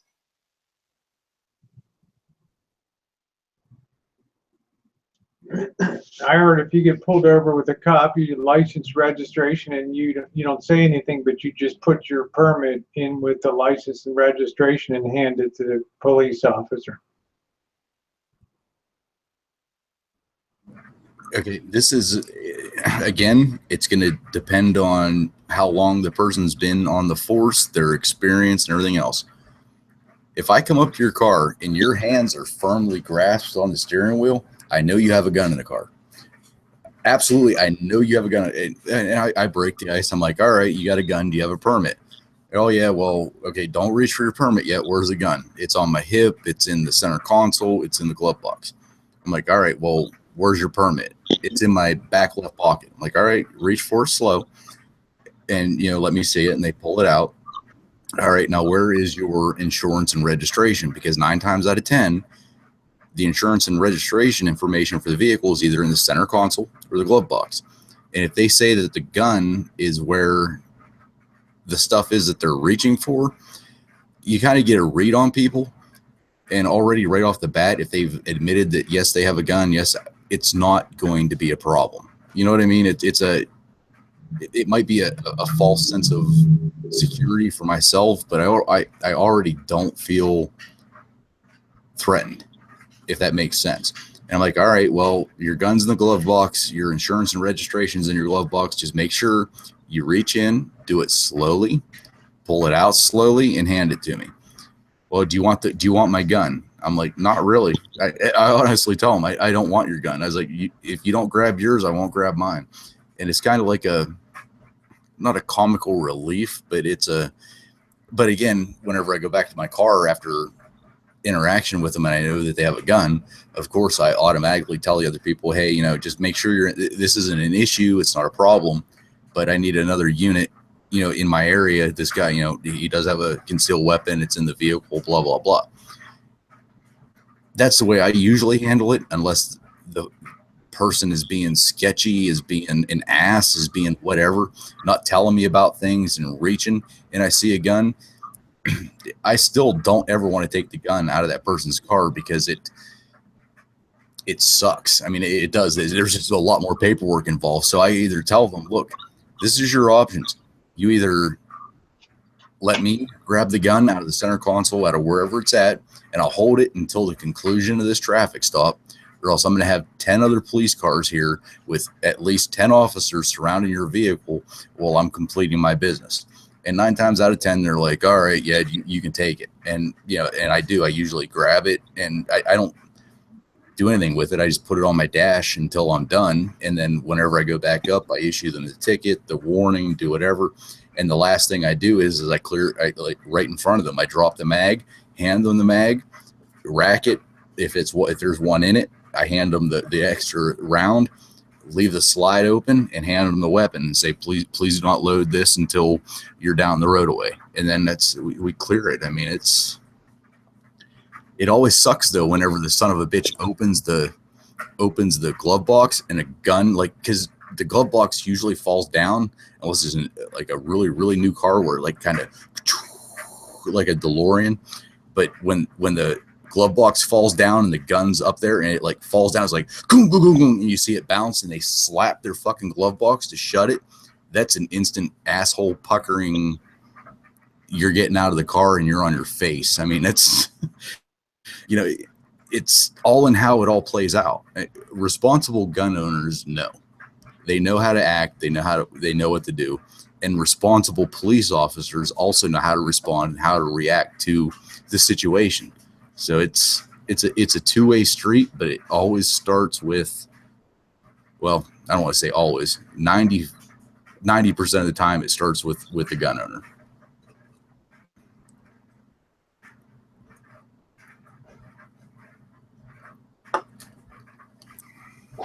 All right, with that, let me wrap this up. I try to end it around 11:30, no matter what time I start. I know some of us got to go to work tomorrow, so let's go ahead and end this. And I'm going to let everybody do an outro. Blue, would you like to do an outro? Just thanks for the invite. As always, guys in the side chat, I was not ignoring you for the first half of this. I just got my computer refreshed with all the updates, so I finally started interacting there toward the end. But that's pretty much it. Thanks for the invite. The side chat kicked ass as always. Rosie, Pops, TR, good to see you. Thanks always for jumping in, Blue. I do appreciate it. Pops Quest, thank you for jumping in. I do appreciate it, man.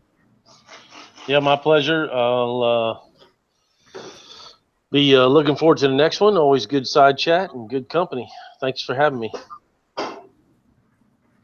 Rosie, would you like to do an outro? Yeah, thank you. Good chat. Always great to be on with Blue and Pops, and you especially, TR. Thank you. Really enjoyed myself tonight. Well, thanks for being on. And for everybody out there, I probably will not do a Sunday night chat. Just go ahead and plan on me not doing a Sunday night chat. I'm going to take a week off. Got some stuff going on this weekend, and I don't think I'll be able to do it. Even if I did, I would be so wore out that I wouldn't be worth a damn, and a lot of people wouldn't be here. So anyway, with that, Are you meeting up with your girlfriend? And Yeah, I like the way he said that. I'm so worn out. I'm going to be worn out. So are the people I'm here with. Sonia. In some ways, I wish I would be worn out from that, but it'd be from something else. Sonia. Anyway, later, everybody, and we'll see. We'll be back Tuesday night for sure. So later, everybody.